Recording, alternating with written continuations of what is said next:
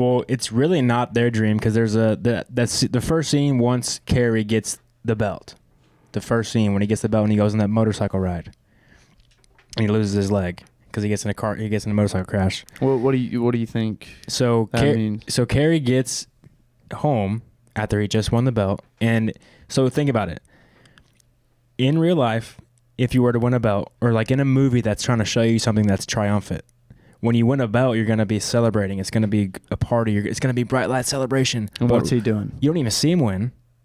He's sitting at his kitchen table with his house. All the lights are off. Everybody's asleep, and he's just sitting there with his belt. It's almost like you're thinking like, that was it? This is it? Mm-hmm. I thought the same thing. I achieved my dad's dreams, which I think my entire life I thought were my dreams too.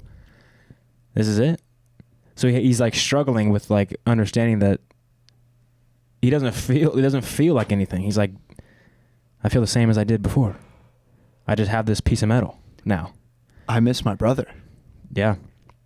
Like, I took it whenever I saw that scene, the way that I would be thinking about it. Like if I were in his shoes and I got this belt, which by the way, let's be honest, it's scripted. Come on. Like, I mean, sure, I guess you have to like get the crowd into it. You got to show, like you got to work hard for it, all that. But at the end of the day, you know that you didn't really earn it. Like, yeah.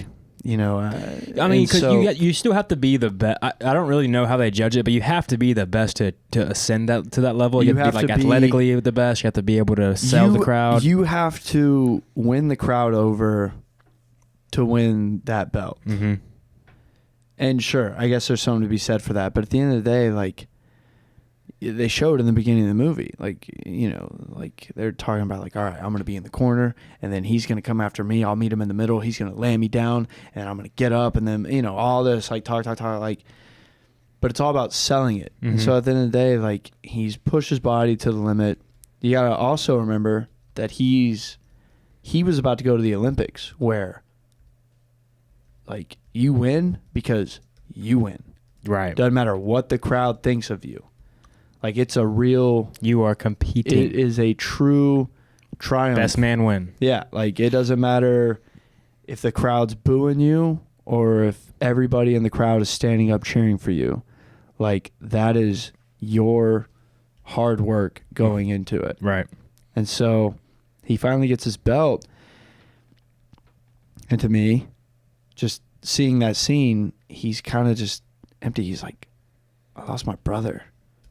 Because of this sport that I've dedicated to myself, dedicated my whole life to, and like I have to depend on like a crowd either booing or cheering me on, and just because they like me enough, that's why I have this belt, and then next year it could just go to somebody else because they don't like me anymore.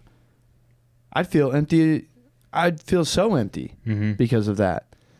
Yeah. And then, of course, you know, like what you said, I mean, he's just sitting in a dark room by himself. There's no after party. There's no nothing. He's just in his parents' kitchen with some beers. You never even see his dad tell him he's proud of him. Mm-mm. Maybe you do. I don't remember.